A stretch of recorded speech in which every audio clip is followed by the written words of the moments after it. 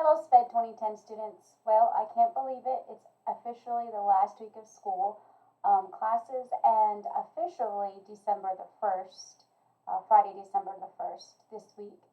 So, I wanted to, before we get into the last week of content, I wanted to kind of go over some dates with you and make you aware of some things that need to be taken care of even past the class end date.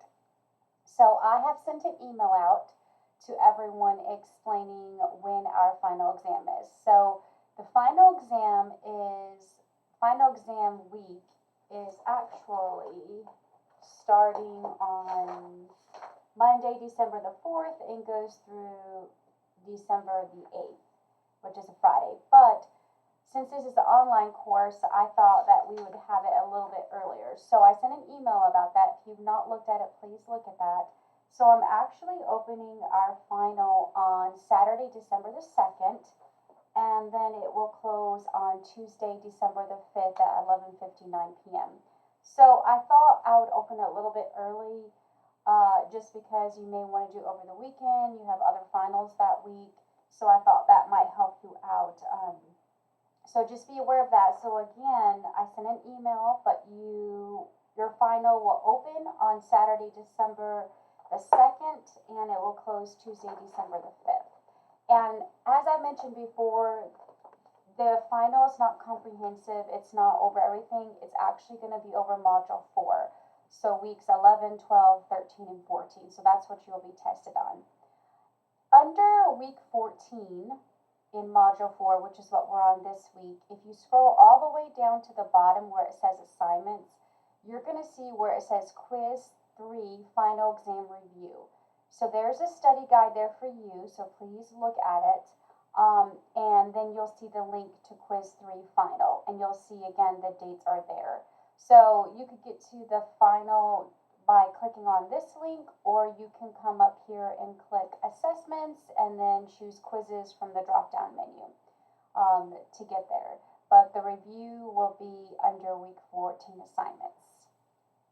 Another thing I wanted to make you aware of is I always put course feedback in my course. Now I know that for the college you had to complete like a survey of how I did, but this one gives me specific feedback for this course specifically. So if you click on it, it is going to just ask you some questions. I really use this feedback to help guide my instruction. It helps me figure out what I'm doing right, what are things that students really think should be included. So I want you to tell me what the positive and negative aspects were of this online course. So if you think there's a problem or there's a concern with the course, so if you do put something that is a negative aspect or a problem, not only identify it, but maybe give me a possible solution of how you think I can make it better. Please be honest in your feedback. This is very valuable for me when I'm designing the course. It helps me improve it for future students. This course is for you guys as teachers in the future. So I really want to make sure I'm doing you guys justice. So please, you're not going to hurt my feeling. It's not going to count against you or anything like that. But honest feedback really helps me to see what I'm doing right and areas that I need to improve on for this course.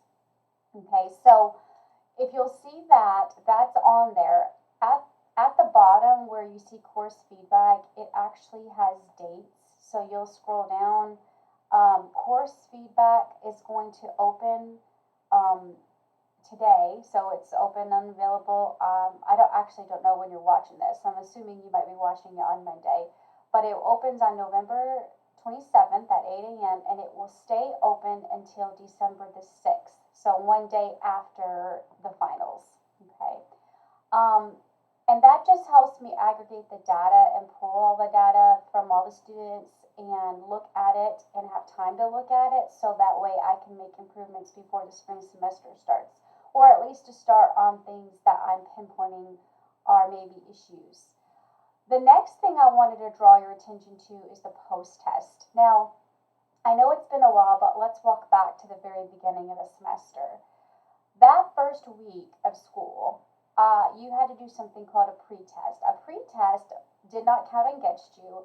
What the pretest did was let me see what your background knowledge was about special education. What knowledge did you have?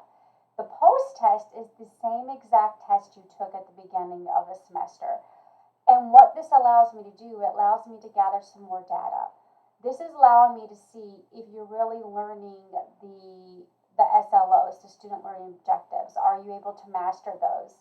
Do we need to change? Do I need to change how I'm teaching it? Is everyone understanding? So it lets me see that growth that you have between the beginning of the semester and the end of the semester. So even though this does not count as part of your grade average, it really is important that you take this, because this gives our whole education department data to go by so we can make improvements if we need to. So please do that. So you'll see this one, it's a little bit different. It's going to start on November 27th, but it's going to end on December 1st. So you actually need to do the post-test this week. You have time to work on the course feedback later on and the final, but the post-test you need to take first, okay? So worry about that, then do your course feedback and then your quiz, because you'll see those close later. But please take the post-test because it gives my department very valuable information to improve this course. All right, so now that we have all those dates set and kind of looked at what we're going to be doing to finish out the entire semester, I want to go over the course content for the last week. So last week, in week 13, we worked on differentiated instruction, which is very important. So differentiated instruction is a teaching-based strategy, just like it's a research-based strategy, just like the co-teaching models that you learned about.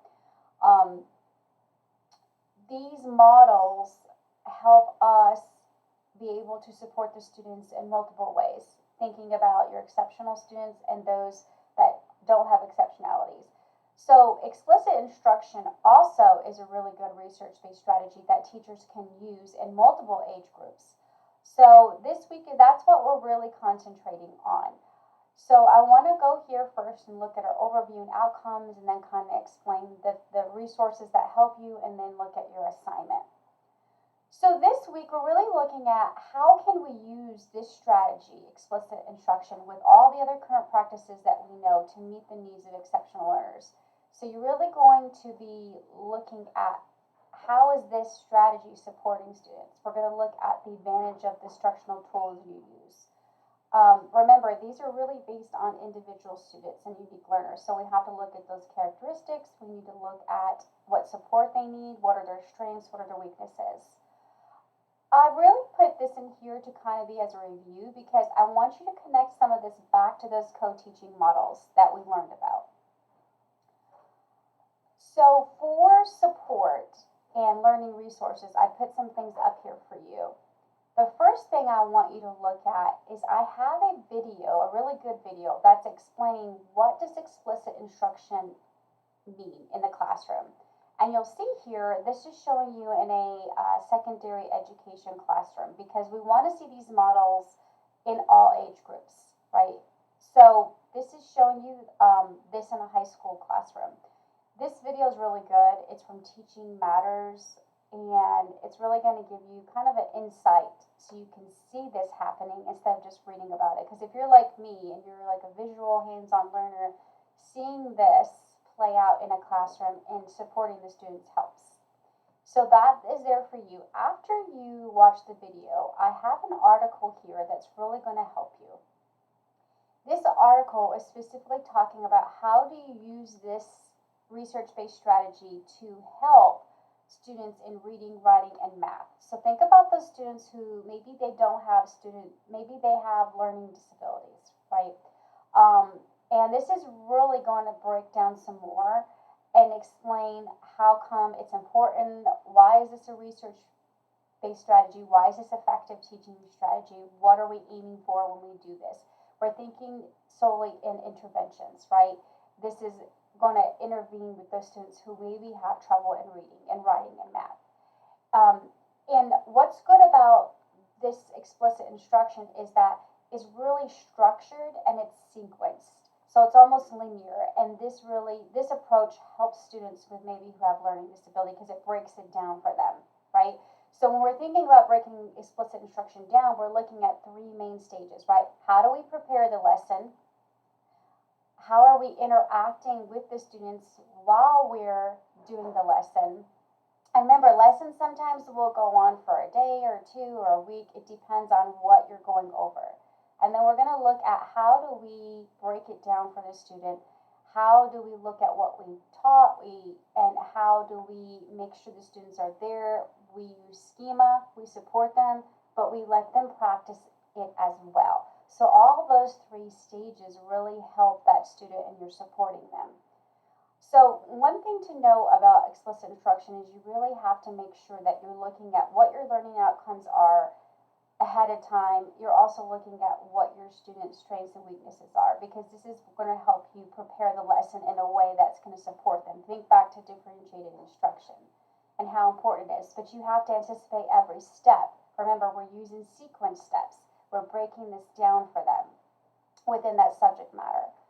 We also have to think about how do we model this, because if depending on what type of learner they are, they really have to have modeling. So one thing too is when you're giving schema and you're supporting that student, you really have to give them guided practice where you're supporting them, but you're there to help them if they get stuck, right, before they have that independent or autonomous practice, which is, I guess, in the end, what we want them to have. So when we say this is research-based strategies, this is stuff that we use data to collect, right? We use this in the classroom among many age level groups. We see, the students are at risk. They are having trouble in the specific subject matter. And we're using this data, right? And when we do these research-based practices, we study them for a long time, right? And we experiment to see how effective these are. We compare them with what teachers already do in the classroom, and we look at conclusions that we arrive from and how they are supporting the students. Does it actually work? So that's what we mean when we're saying research-based strategies. So like we said, the three steps when we're looking at this is really modeling, guided or directed practice. Again, that's your schema, your support, and then we look at that independent practice. So we're breaking it down for them in a way that they can understand how we're supporting them. So when you're modeling, we need to think about explicitly in your lesson, you're stating the what, the why, the how, the when, and the where of what they're doing. So this is what we talked about. That first step is really planning, and you got to anticipate what's going to happen and how you're going to support. You should know your students frontward and backward.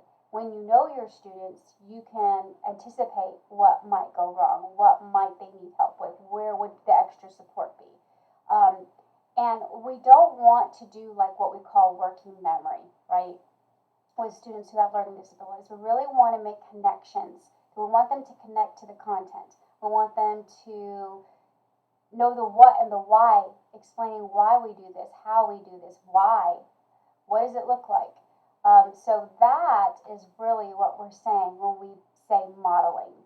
Then once we're done modeling, that's where that guided practice support really comes, which is where you're going to help them get that directed learning objective and meet it. This could be done through group activities, peers can help them, you can help them. When we're doing modeling and they have that guided practice, it's important for them to have support and schema, right? They get feedback along the way. This is where you would have adjustments that you anticipate. If she does this or doesn't get this part, then what am I going to do to deepen the understanding? If they get this part and there's another part that goes with it, how are we going to adjust that to make sure they're drawing that new learning and making connection, that it's going into their long-term memory bank so they can use it later. So we don't want just rote memory, right? We don't memorize anything. That's why we start with the why, the when, the how, really understanding the content or the skill we want them to learn. Then finally, we got that independent practice. This is where they get to show you what they've learned on their own, right? To see what they're mastering. So, but one thing to note, that doesn't mean they may not need support still, right? Use scaffold, always. I also have a video here that I want you to watch. This again is from Teaching Matters. You'll see this is a different age group. It helps to see these strategies in practice in the classroom. So make sure you watch that one too. The next thing that I wanted to show you is your assignment this week. How are you going to be assessed? Okay, so what I have here under assignments in week 14, you're going to see a video. So when you click on it, a video is going to come up. I want you to watch this video, okay? This is from remember, explicit instruction is a high leverage practice. It's a research-based practice. So I want you to watch this video, okay? And then once you're through watching it, I want you to complete this discussion board. Okay, so think about what was the biggest takeaway from you.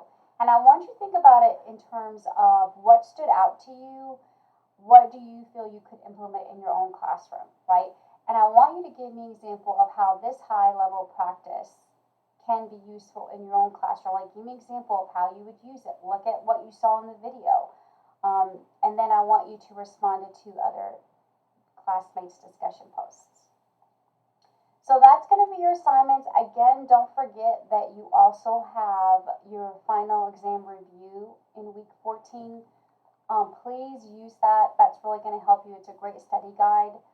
And the good thing, it's not comprehensive over everything. And then also the next thing to do this coming week, you also are responsible for the post-test. So please complete that.